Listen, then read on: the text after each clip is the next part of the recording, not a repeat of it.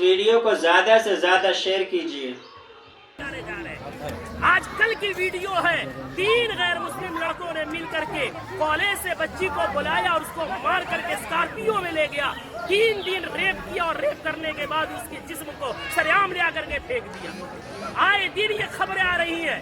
میں پوچھنا چاہتا ہوں اس کے پیچھے کے ذمہ دار معاشرے کے ہمارے اور آپ جیسے بے غیرت لوگ نہیں ہیں جو شادیوں میں ناچ گانوں میں پیسوں میں آگ لگا رہے اور آگ لگا کر کے شادیوں کو اتنا مشکل بنا دیا کہ وقت میں شادیاں نہیں ہو رہی ہے، جس کی وجہ سے ہماری بیٹیاں جذبات ان میں بھی ہے، جذبات کی رو میں بہ کر کے ایجوکیشن والی بچیاں غیروں کے گود میں کھیل نہیں رہی ہے بلکہ ٹیشو پیپر بنا کر کے انہیں استعمال کر کے گلی کوچوں میں پھینک نہیں دیا جا رہا ہے بلکہ ان کے چیتھڑے اڑائے جا رہے ہیں۔ اتنے ادب و احترام کے ساتھ بار بار اصرار کرنے کے بعد جھک کر کے باپ کہہ کر کے بھائی کہہ کر کے ایمان کا حوالہ دے کر اسلام کا حوالہ دے کر پوری سوسائٹی کے عہد و پیمان کا حوالہ دے کر کے کہا گیا، لیکن پھر کیوں نہیں مانے؟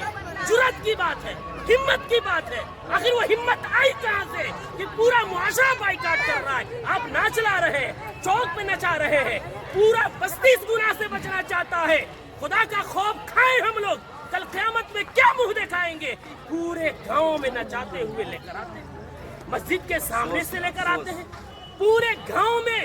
یہ کیا ہے؟ اس کو ضد نہیں کہتے ہیں تو اور کیا کہتے ہیں؟ اس کو ہٹ دھرمی نہیں کہتے ہیں تو کیا کہتے ہیں؟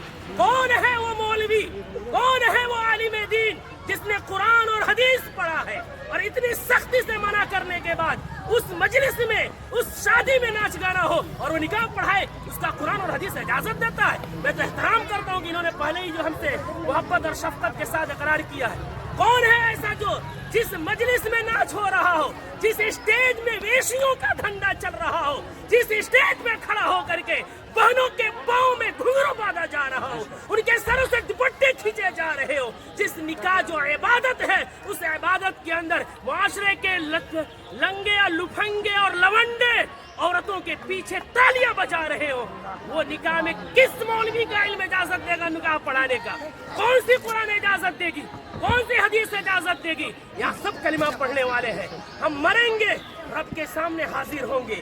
دنیا کی بات چھوڑے، ہمیں یہ خوف کیوں نہیں آتا کہ نکاح ایک عبادت ہے، نماز بھی عبادت ہے، نماز میں اگر کوئی گانا بجائے نماز کا مذاق ہے، نکاح میں کوئی گانا بجائے وہ نکاح کا مذاق نہیں تو کیا ہے؟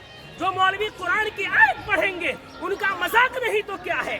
حدیث پڑھیں گے ان کو پیروں کی ٹھوکروں میں رکھ